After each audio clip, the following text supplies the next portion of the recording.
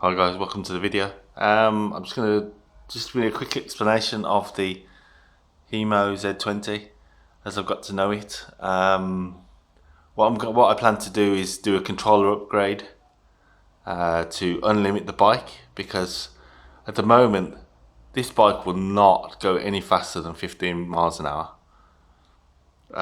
It's limited either by the controller or by the motor.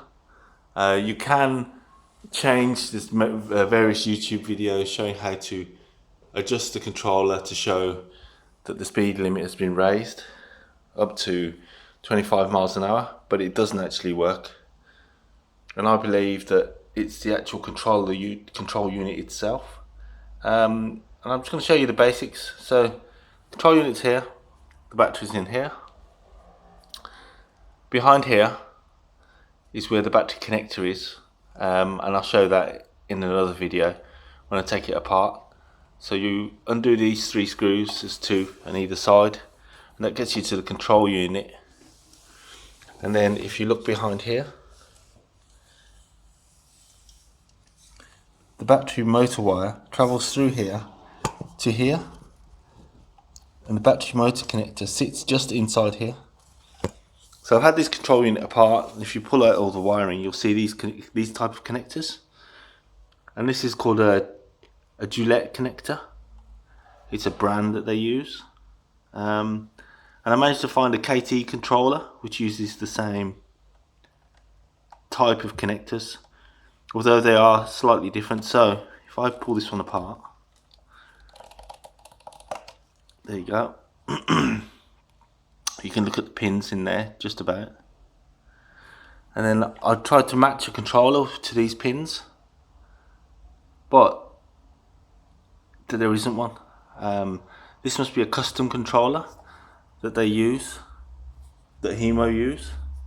So you'd have to change the control unit as well as change the wiring from here. And then the basics are there's a sensor there for the pedals. The connector sits inside there, inside the box.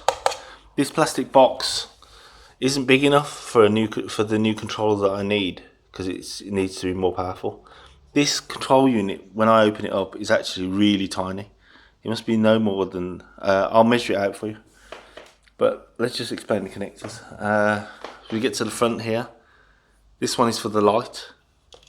It's the same Gillette connector. I've taken off some of the cable tidy stuff so that you can see it. And then here we get onto the brakes. The brake connector, which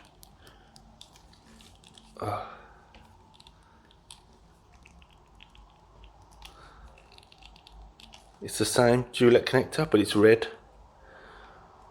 Let me just pop that off, bear me a second. So if you look at this, most e-bikes, they have a similar connector, but it's the other way around. So either way, you may need to, I believe that you need to change the brakes to get it to work with the standard KT controller.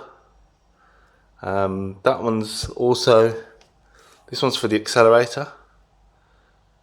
This cable here, and this cable is for the brakes, and this one here is for the control unit.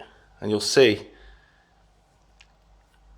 apparently the control units aren't, the displays aren't just compatible with each other, so you have to get a special one.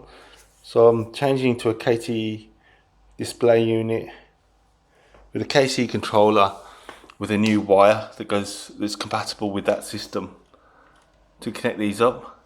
I expect I'll need to change these brake handles to match, and hopefully I should get away without changing the motor. But anyway, that's just an introduction. If you guys please subscribe and like as I update it with the progress, and see how it goes.